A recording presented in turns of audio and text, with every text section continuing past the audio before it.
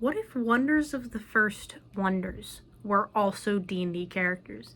Today I'm going to be going through and doing something just a little bit fun for a little bit of my fun and to maybe reach a little bit wider of an audience. I'm going to be going through, and for each D&D class, I am going to name a wonder or two that I think would fall into that class, what subclass they are. Lots of fun. I think at least Darb the Bard should enjoy this video, hopefully. I'm repping my D&D shirt, Carpe Diem, for this video. So we'll see if y'all think it's fun. If not, I won't do anything like it again, but I thought I'd do something a little fun for me and see if anybody else liked it. So first, I'm going to go in alphabetical order from the classes. So we start with Artificer. For those of you who are not familiar with the different D&D classes, I'll go and do a quick little blurb about each one of them, so on and so forth. Artificers are kind of exactly what they sound like. They're very good at creating things, making things, infusing magic and technology. With that, you should be guessing what orbital we're going to be on. And, you know, just the mesh of magic and technology. This is an artificer is typically in D&D who you might see using a gun and being a gunslinger. Lots of cool abilities with regards to, like I said, combining magic and technology. And we are going to a wonder from Heliosynth for this class. I'm being the most generic and basic as possible, and I'm going to say that Emma Fixum Shockbite is going to be our artificer. She makes sense. She makes the cost of artifacts. She makes artifacts attuned, and furthermore, the subclass that I want to put her in is Battlesmith. The big defining factor and characteristic of a Battlesmith is Steel Defender. I'm leaning a little bit more into the comic book here, just because, you know, it's a little bit special to me, and I think it's kind of cool. But what a Steel Defender is in D&D is a robot that you build as an artificer that serves as like your protector and fights alongside you and stuff.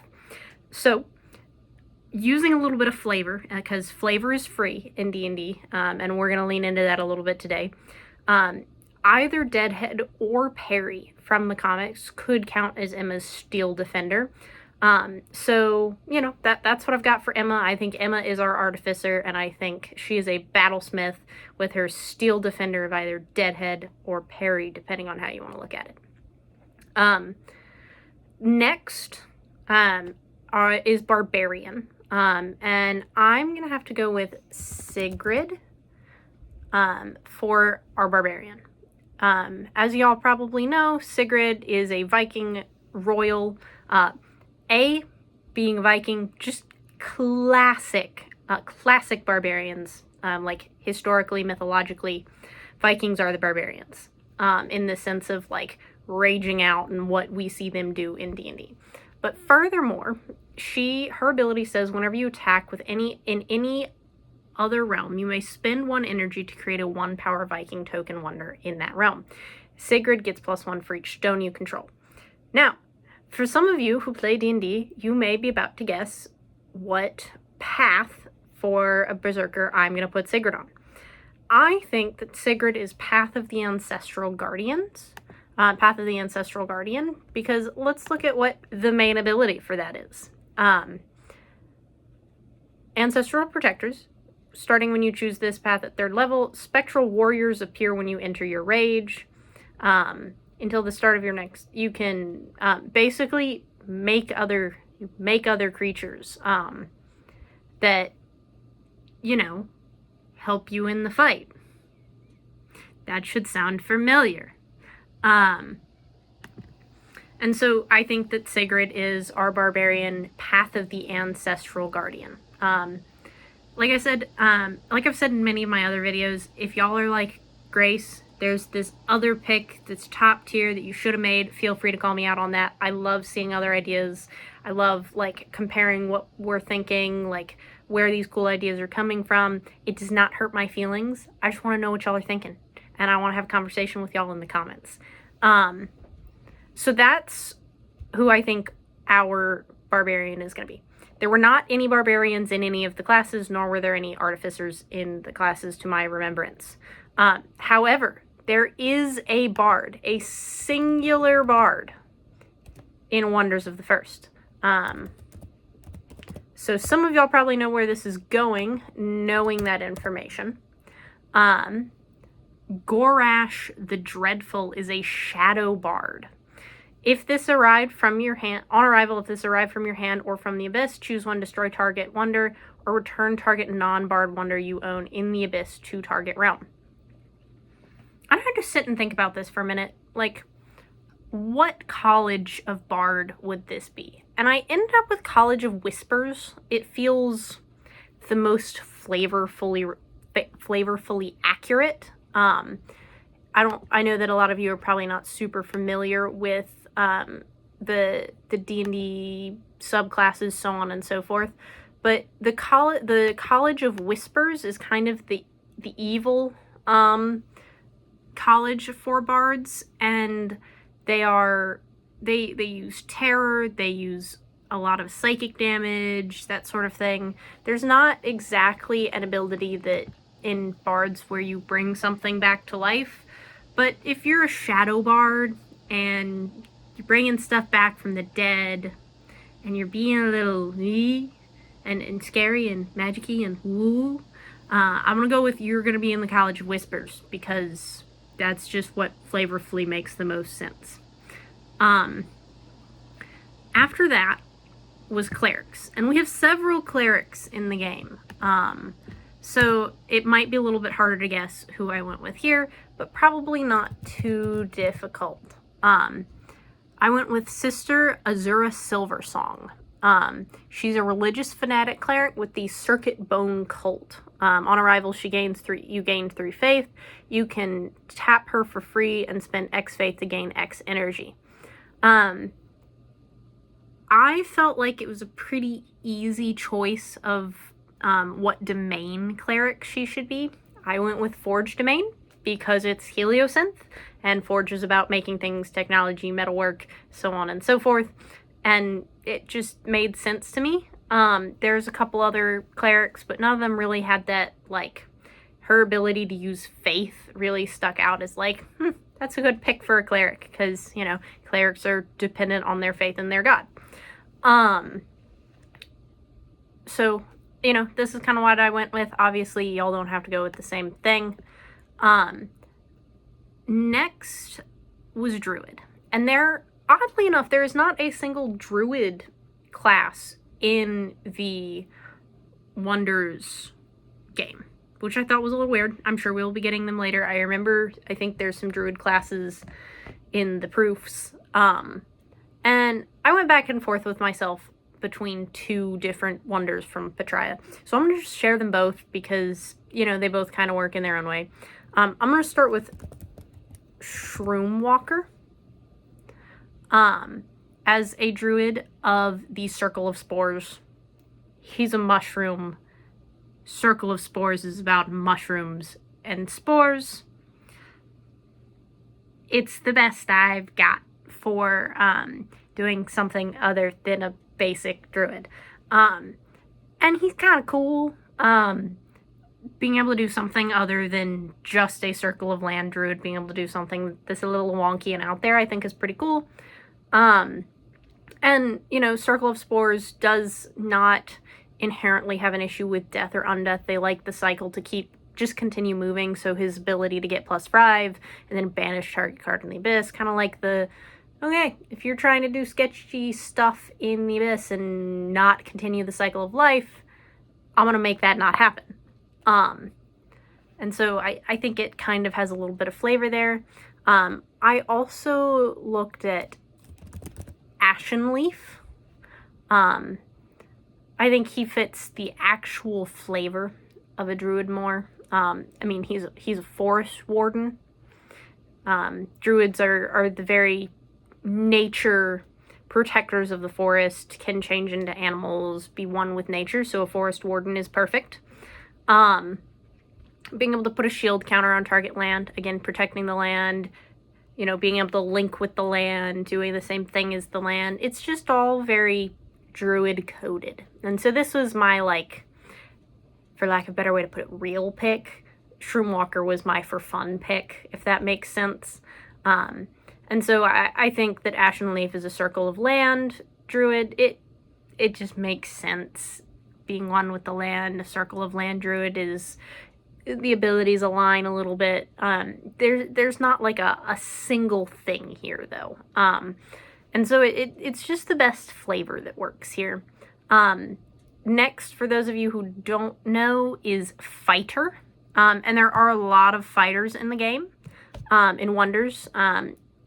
In D&D, a fighter is someone who fights, and their main thing is that they fight. They're not like a paladin who fights with their god on their side, or a ranger who fights while being in concert with nature. A fighter fights, and they're good at it, and they're especially good at, you know, fighting and making fights go the way they want. They're not a barbarian who rages. They're a fighter, and that's what they do. And so I was trying to think, a lot of the characters that are fighters in Wonders kind of have some other flavor splashed into them.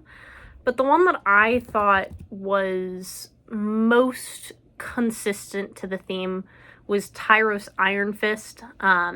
He's a Synthrian hero fighter with the Orbital Combat Association. The Orbital Combat Association is like a fighting group. As you can kind of see, Tyros is kind of like a gladiator in an arena. So it just made sense flavor here. Each other wonder you control in the realm gets +2 for each equipment equipped to this. That's not really, I wasn't able to work that into a subclass theme. But Tyros's character being in the Orbital Combat Association, I was kind of able to work in the flavor of being a champion. Like, he is the champion of the ring. Kind of very Gladiator Russell Crowe-esque is kind of what I was thinking. Hopefully he won't die in the end. Spoiler alert, sorry. Hopefully everyone's seen Gladiator. I think that movie is older than I am. It's one of my favorites. I'm not disparaging it by calling it old.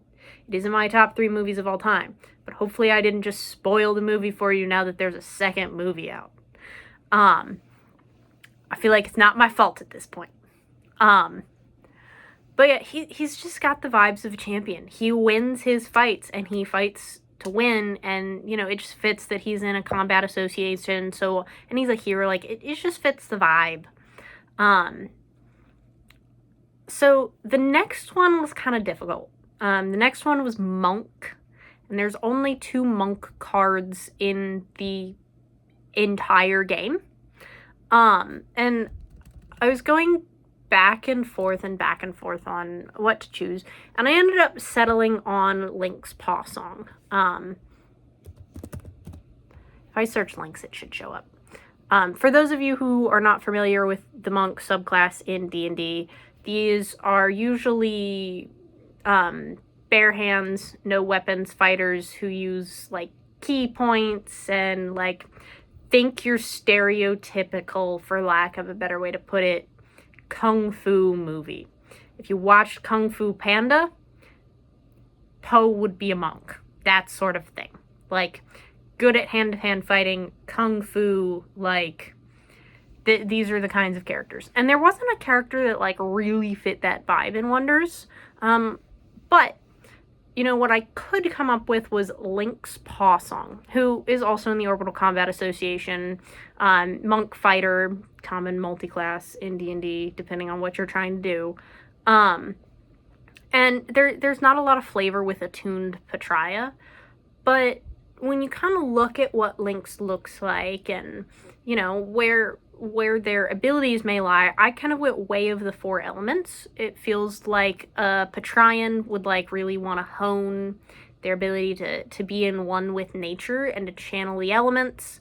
If you look at the background that Link's is in, very nature. I don't know. I'm just going off vibes here. That's what I've got for you. Since there's not, like, a secondary ability aside from attuned for me to, like, really be like, that, we're gonna look for that ability. This is what I ended up with.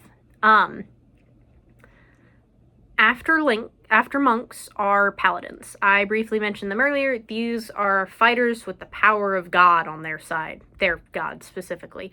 It can be the god of death. It does not have to be a specific god. It can be any god that a paladin chooses, and can get an oath to, so on and so forth. There are no paladins in Wonders. So, I was trying to figure out what other keywords might line up, and I eventually decided on Knight. I was going to go with Dealmaker Palladis, but that didn't feel right. He has a spellcaster word in his class. So I just was like, don't like that. So I went through and looked at all the knights, and I looked at Grailheart, I looked at Death Knight, I looked at a bunch. Then there's a bunch of knights.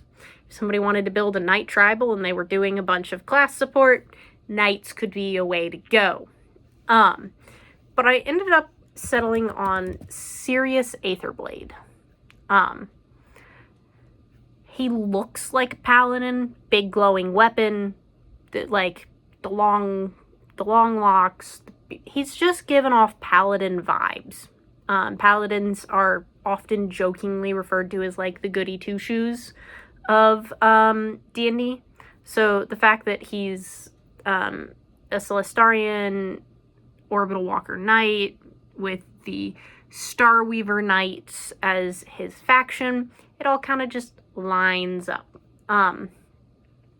And his ability, I wasn't super close able to match it, but I did go with Oath of the Ancients. There's not a overall perfect match. But Oath of the Ancients grants you several spells that I think kind of match with his ability. I'll just pop in here and show you Ensnaring Strike. You can use the Nature's Wrath ability from Channel Divinity to ensnare a foe. And there's just, it's kind of as close, that and a lot of the tenets of this Paladin Oath are about light, which kind of fits with Boundless. So it just kind of was flavor-wise what I thought fit best. Obviously, I'm not the queen of D&D. Like I said, if you come up with anything you think fits better, please let me know. I'm only using Wikidot. I am a college student and I do things the free way. So that's kind of who I've got for the Paladin. Next are Rangers. And there is not a Ranger class in Wonders either. So I kind of leaned into the Beastmaster thing because for those of you who don't know, Beastmasters are a subclass of Rangers. So there's your spoiler warning about what subclass I'm going to pick. Beastmaster Conclave is where I'm going with this. And I ended up choosing Rhaenagi Volga. Token Wonders you control get +2 power. I can tap free to create 2 1-power beast tokens in target realm. It fits summoning, a Beastmaster is known for having an animal companion, supporting the animals, that sort of thing. And he just looks like he's having fun with his animal companion. So that's kind of what I've got for a Ranger. I really thought about making Kaelith the Ranger, but I feel like I would have leaned too heavily into that.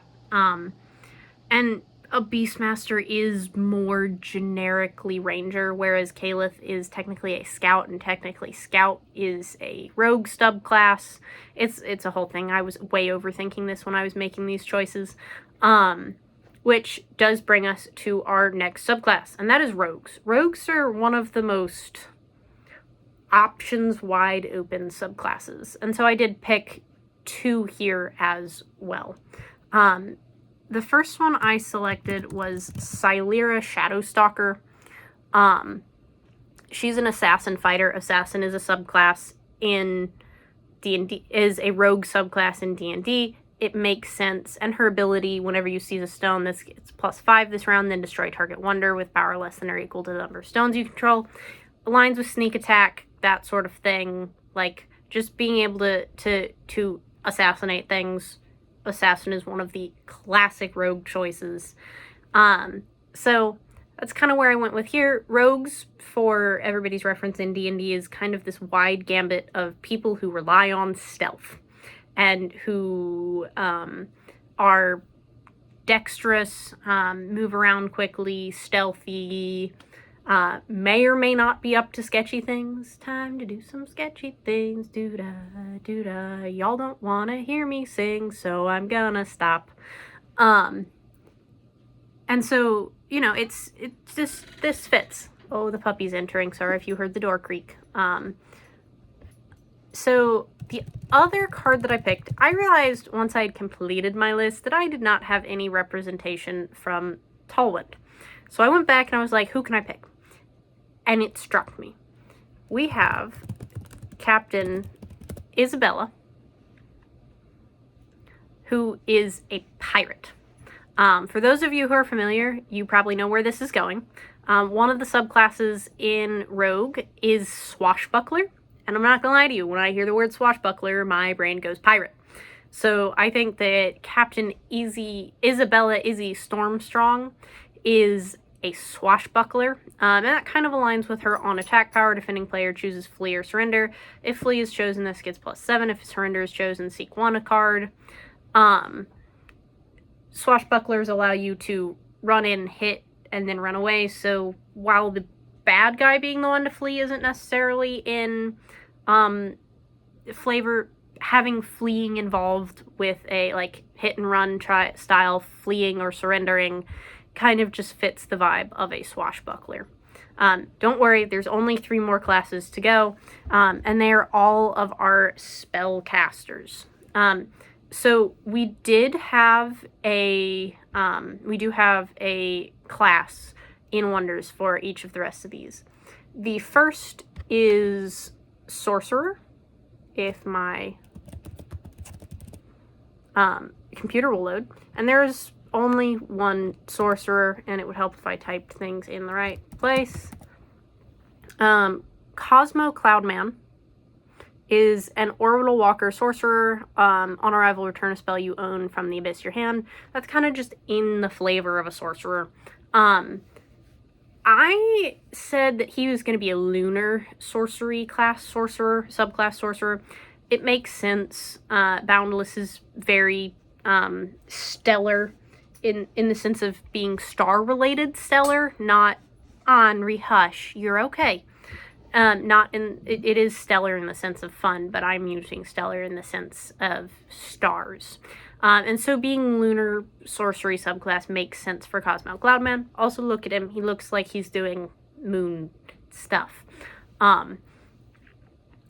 Also, he was the only sorcerer, so he was kind of my only choice. I didn't want to, like, go way out of that realm.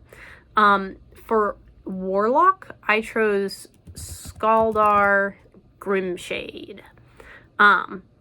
He is an undead Viking Warlock with the Deathbound Clan. On arrival, gain a free attack. Horde 1, this gets +2.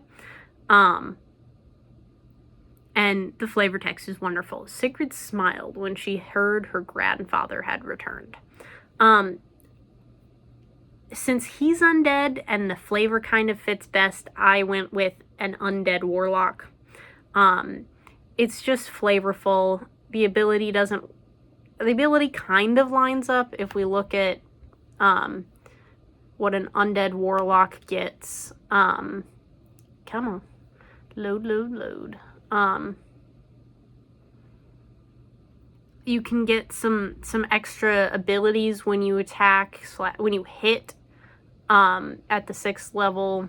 And you can, like, force, if you hit, you can force a wisdom saving throw earlier. So it kind of works with the extra attack thing, and it definitely works with the getting +2, being powerful. And also, he's undead. It just makes sense. So this brings us to our last class, and that is a wizard. And I hope that most of you know where this is going if you can think of the card that I am about to go to.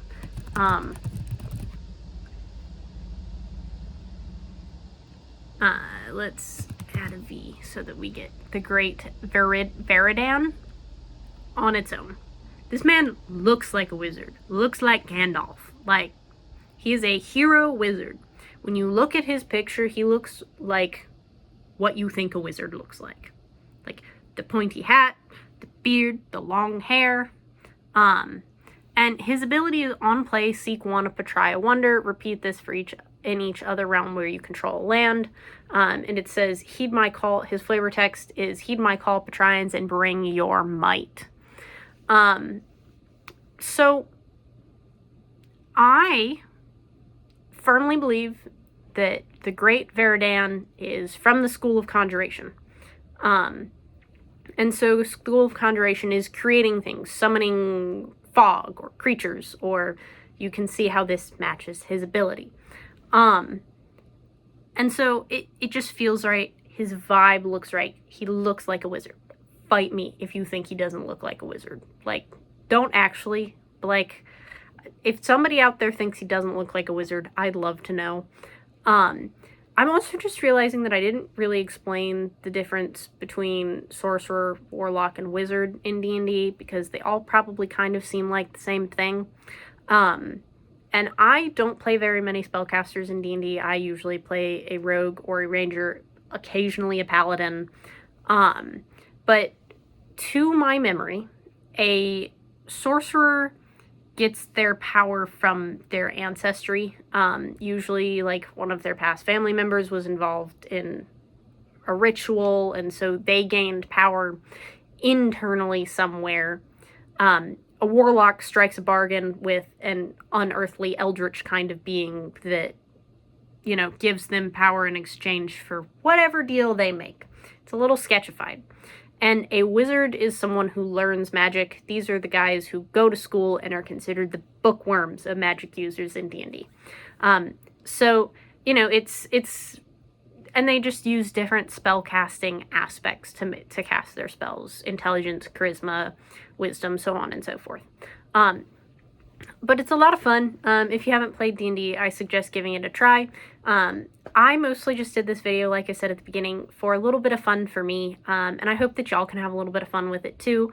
Like I said, if y'all think of any other characters that you're like, no, Grace, this is the Artificer, or this is the Rogue. I do know that Slade Darkfur is a rogue specifically, but the other two just felt extra flavorful. And so this is what I got for you today. Obviously, if you don't like the video and it's completely not something you want to see from me again, don't dislike the video necessarily, but let me know and I will not continue doing content like this. It's just something fun I wanted to do. And so I'm going to sign off like I always do. As always, please like, comment, subscribe, and keep being your wonderful selves.